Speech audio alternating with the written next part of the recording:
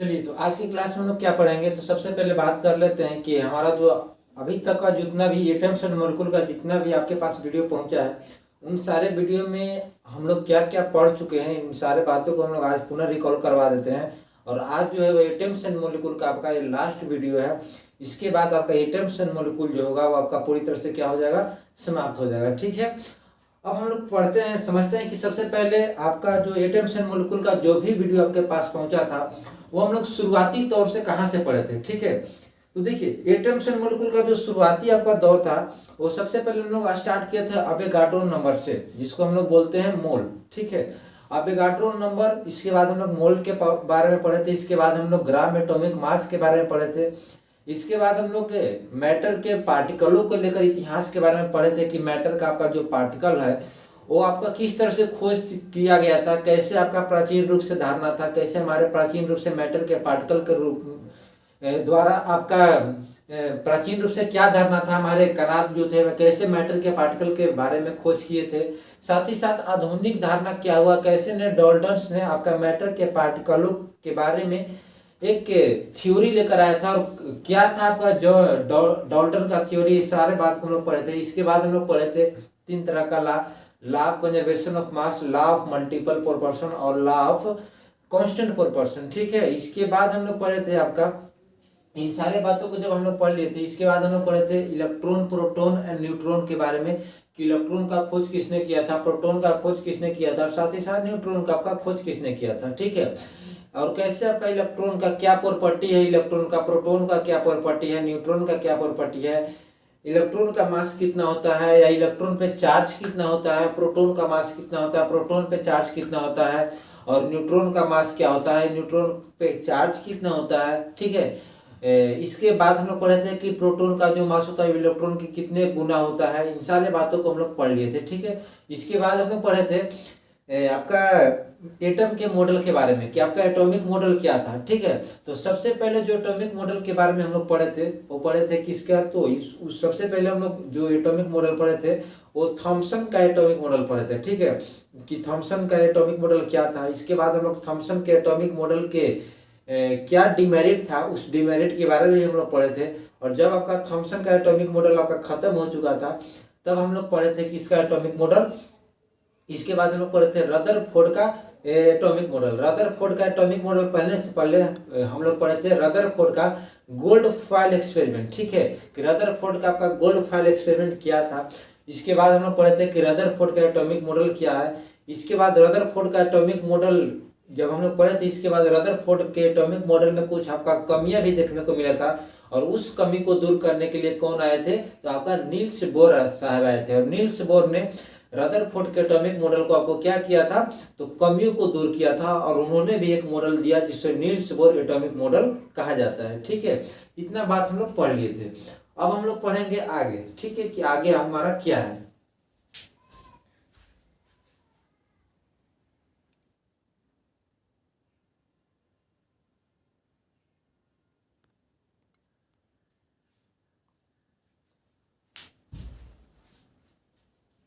चलिए, तो अब हमारा जो आगे आपका होगा वो आगे आपका जो टॉपिक है वो आपका लास्ट टॉपिक है। 2-3 टॉपिक आपका बचा हुआ था।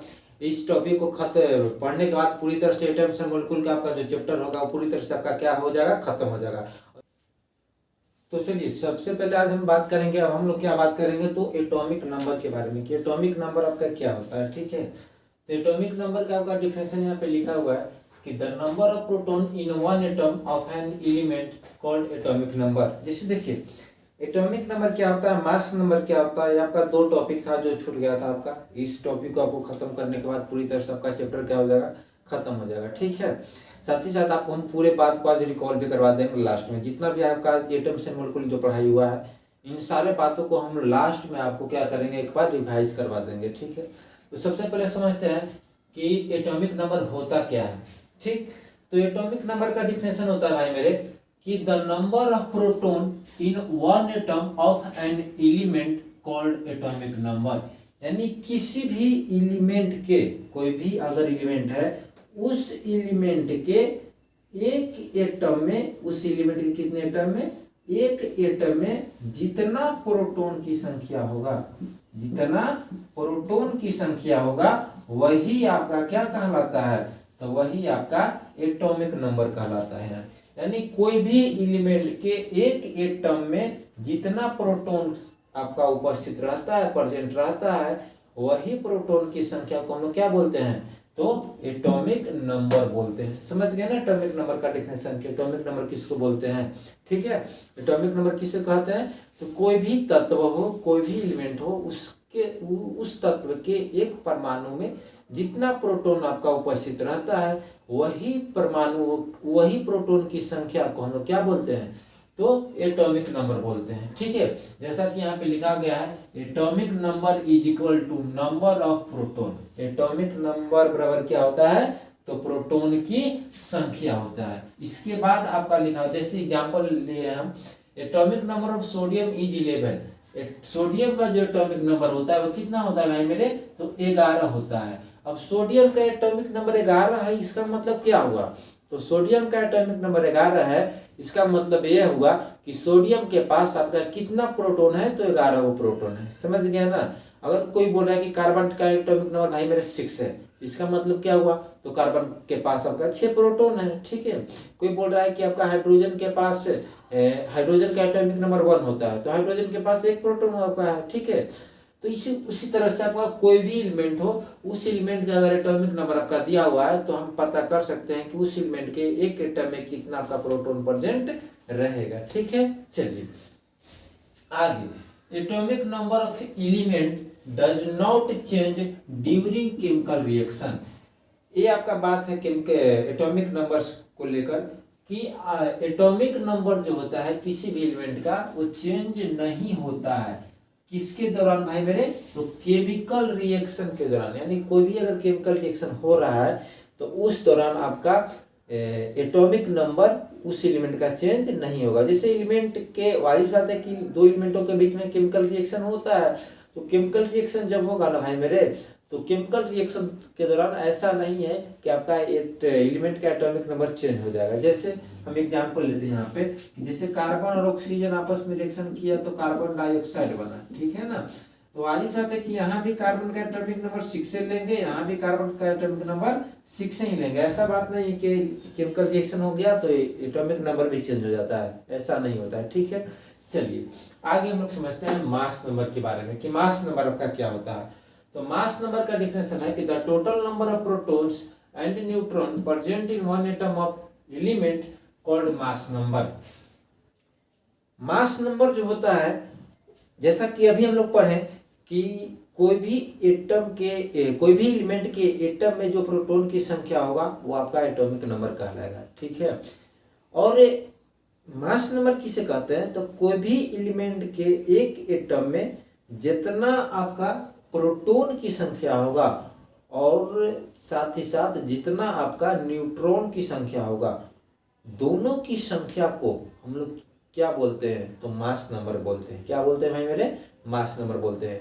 यानी कोई भी एलिमेंट का एटम ले लो आप और उस एलिमेंट के एटम में देखो कि कितना प्रोटॉन है और कितना न्यूट्रॉन है, और दोनों को आपस में आप जोड़ दो, और जोड़ने के बाद जो आपको संख्या मिलेगा वो आपका उस एलिमेंट का मास नंबर मिलेगा। मास नंबर को हिंदी में भाई मेरे बोलते हैं द्रव्यमान संख्या। क्या बोलते हैं, द्रव्यमान संख्या बोलते हैं। समझ गए ना मास नंबर का डिफिनेशन।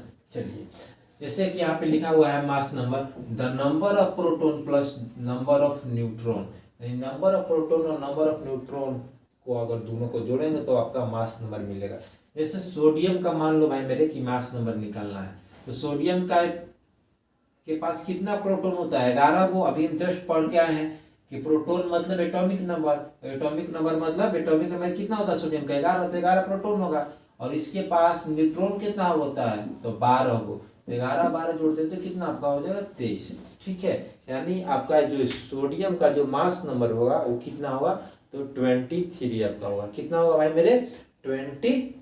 ठीक है, वैसे आपको मास नंबर के बारे में बहुत अच्छे तरीके से बता देते कि मास नंबर जो होता है, एक होता है मास और एक होता है मास नंबर।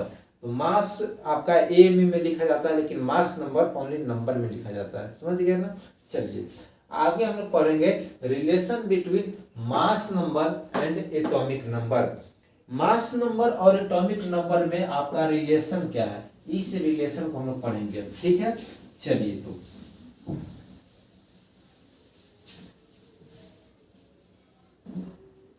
जैसा कि हम लोग जानते हैं, अभी जस्ट पढ़े कि मास नंबर का फॉर्मूला होता है number of proton plus number of neutron, ठीक है। मास नंबर का भी हम लोग ये फॉर्मूला पढ़े थे कि ये होता है। अब भाई मेरे देखो, तो इस नंबर ऑफ प्रोटॉन बराबर क्या होता है, अभी जस्ट पढ़े कि number of protons is equal to atomic number. अभी जस्ट पढ़े कि एटॉमिक नंबर का फॉर्मूला डिफिनेशन क्या होता है, तो किसी भी एटम के एलिमेंट में आपका जितना प्रोटॉन प्रेजेंट रहता है वही को हम लोग क्या बोलते हैं, एटॉमिक नंबर बोलते हैं। यानी नंबर ऑफ प्रोटॉन को हम लोग एटॉमिक नंबर लिख सकते हैं ना।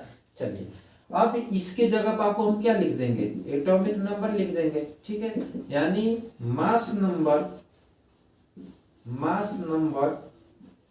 Is equal to atomic number plus number of neutrons.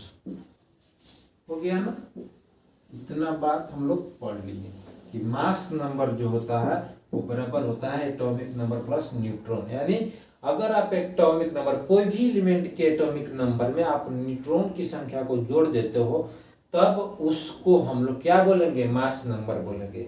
या आप अगर मास नंबर में से न्यूट्रॉन की संख्या को घटा लेते हो, ये भी लिख सकते हैं हम लोग। एटॉमिक नंबर का एक और डिफरेंस फॉर्मूला हो जाएगा आपके पास कि atomic number is equal to mass number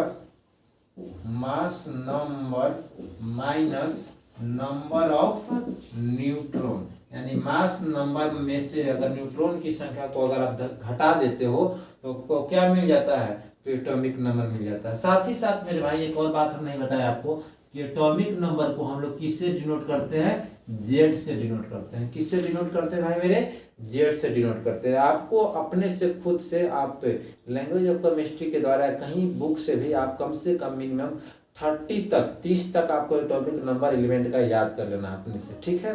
चलिए, इतना बात हम लोग समझ गए ना कि एटॉमिक नंबर क्या होता है, मास नंबर क्या होता है, ठीक है। एक और बात जो आपको बताना हमको रह गया था, जैसा कि कल हम लोग पढ़े थे, कल के क्लास में हम लोग क्या पढ़े थे, इस बात को थोड़ा समझते हैं। कल हम लोग पढ़े थे नील्स बोर के एटॉमिक मॉडल। नील्स बोर का आपका एटॉमिक मॉडल के बारे में हम लोग पढ़े क्या थे कि देखिए, नील्स बोर ने जो रदरफोर्ड का जो एक्सपेरिमेंट था, रदरफोर्ड का जो एटॉमिक मॉडल था, वही एटॉमिक मॉडल का जो कमी था, वही कमी को दूर करने के लिए नील्स बोर ने अपने एटॉमिक मॉडल को लाया था, ठीक है। और नील्स बोर ने क्या क्या बात बताए थे, तो नील्स बोर ने भाई मेरे पहली बात यही बात बताए थे उन्होंने कि देखिए, जो एटम, कोई भी एटम होते हैं वो उस एटम के आपके बीच में आपका न्यूक्लियस प्रेजेंट रहते हैं, और बीच में जब न्यूक्लियस प्रेजेंट रहते हैं भाई मेरे, तो उस न्यूक्लियस के चारों तरफ आपका इलेक्ट्रॉन मूव करते हैं एक सर्कुलर पाथ पे, एक सर्कुलर पाथ पे। और उस सर्कुलर पाथ को हम लोग क्या बोलते हैं, तो उस सर्कुलर पाथ को नील्स बोर ने क्या बोला था, तो उस सर्कुलर पाथ को नील्स बोर ने आपको क्या बोला था, तो एनर्जी लेवल बोला था। क्या बोला था भाई मेरे, एनर्जी लेवल। यानी इस सब सर्कुलर पाथ जो आपको नजर आ रहा है उसको एनर्जी लेवल बोला गया था, ठीक है।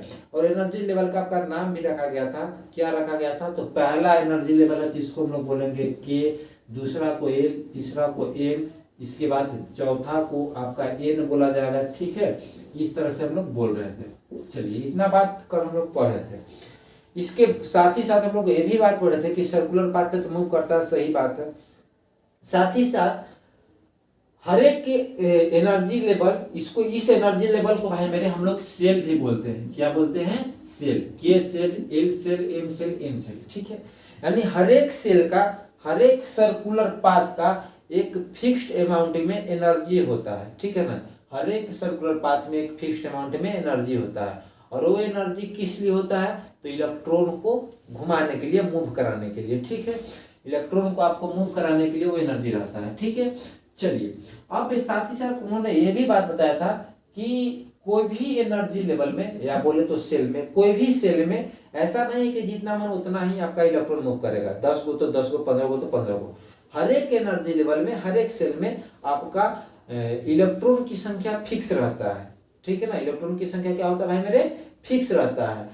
और वो हम लोग कल पढ़े थे कि के सेल में 2, एल सेल में 3, एम सेल में आपका एल सेल में 8, एम सेल में 18, एन सेल में 32, ठीक है।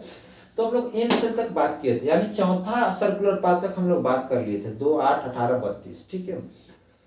तो कोई भी एनर्जी लेवल में या बोले तो कोई भी सेल में, मान लो कि इस सेल में हमको रखना है, क्या है, चौथा का है, तो कोई भी सर्कुलर पाथ में या कोई भी सेल या कोई भी एनर्जी लेवल में कितना इलेक्ट्रॉन आप रख सकते हो, उसका एक फॉर्मूला होता है 2n²।